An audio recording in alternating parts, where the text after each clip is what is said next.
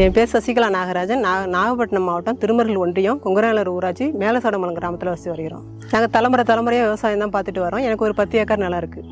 எனக்கு வந்து பருத்தி, நெல், உளுந்து பயிர் நாங்கள் சாவடி பண்ணிகிட்ருக்கோம். எங்களுக்கு சொந்த நிலமாக 10 ஏக்கர் நிலம் இருக்குது. பருத்திக்கு வந்து ஒரு 50,000 செலவாகும். உழவு, பருத்தி விதை வாங்குறது, மருந்து போடுறது. வருஷத்துக்கு ஒரு ஏக்கருக்கு 50,000 செலவாகும். நெல்லுக்கு வந்து 40,000 செலவாகும். எங்களுக்கு இயற்கையை நம்பி தான் நாங்கள் விவசாயம் பார்க்குறோம். இயற்கையை நம்புறப்ப எங்களுக்கு வந்து மழை பெய்கிற நேரத்தில் மழை பெய்யாது, மழை பெய்யாத நேரத்தில் பெஞ்சு விவசாயத்தில் அழிச்சிடும். பருத்தி விதை கிளம்புற நேரத்தில் செடியெலாம் செத்துரும்.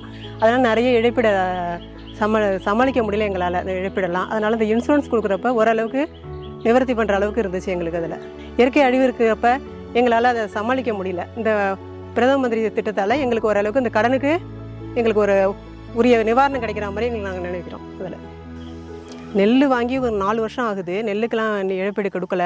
பருத்திக்கு வந்து 23-24 ஏக்கருக்கு 17,000 பணம் கொடுத்துருந்தாங்க. நாங்கள் இசேவை மையத்தில் தான் போய் பயிர் காப்பீடு பண்ணுவோம். அதை ஏவோட்ட சிட்டா விவோட்ட சிட்டா வாங்கிட்டு வந்து அப்போதைக்கு ஆதார் கார்டு, பாஸ்புக்கு எல்லாம் சமர்ப்பிக்க சொன்னாங்க. அதை கொடுத்து எளிமையாக தான் இருந்தது. எங்களுக்கு கிராம அலுவலர் விஓ, ஏஓ இந்த காப்பீடு இன்சூரன்ஸ் கம்பெனிலேருந்து வந்து அறிவிப்பாங்க, பயிர் காப்பீடு பண்ணுங்கன்னு. அவங்க மூலியமாக தெரிவிச்சுட்டு நாங்கள் இன்சூரன்ஸ் பண்ணுவோம்.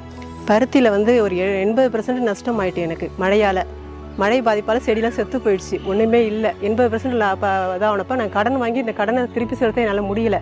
அந்த நேரத்தில் இன்சூரன்ஸ் கொடுத்தப்ப என்னோட ஒரு கடனோட ஒரு வட்டி தொகையாவது செலுத்துகிற அளவுக்கு எனக்கு சந்தோஷப்பட்டேன். அதில் தெரியும், தேவைப்பட்டால் நாங்கள் அதை உபயோகிச்சுப்போம். எங்களுக்கு வந்து குறுஞ்செய்திலாம் அந்த வாட்ஸ்அப் மூலியமாக எங்களுக்கு வரும் செல்லில். அதை பார்த்து நாங்கள் பயன்பட்டுருக்கோம். விவசாயிக்கு வந்து இப்போ ரொம்ப கஷ்டத்தில் இருக்கிற நேரத்தில் இந்த காப்பீடு வர்றது ஓரளவுக்கு அவங்களுக்கு ஓரளவு சுமையை குறைக்குது. அவங்களுக்கு இது கொடுக்கறது எல்லாருக்குமே நல்லது தான். நாங்கள் விவசாயத்தில் அந்தளவுக்கு வருமானத்தை ஈட்ட முடியல. எல்லாமே அழிவில் தான் போகுது விவசாயத்தை பொறுத்தளவுக்கு. அவங்க ஒரு காப்பீடு கொடுத்தாங்கன்னா ஏதோ எங்களுக்கு ஒரு ஒரு ஒரு கம்பு மாதிரி பிடிச்சிட்டு மேலே ஏறதுக்கு ஒரு கம்பு மாதிரி எங்களுக்கு கிடைக்கிது.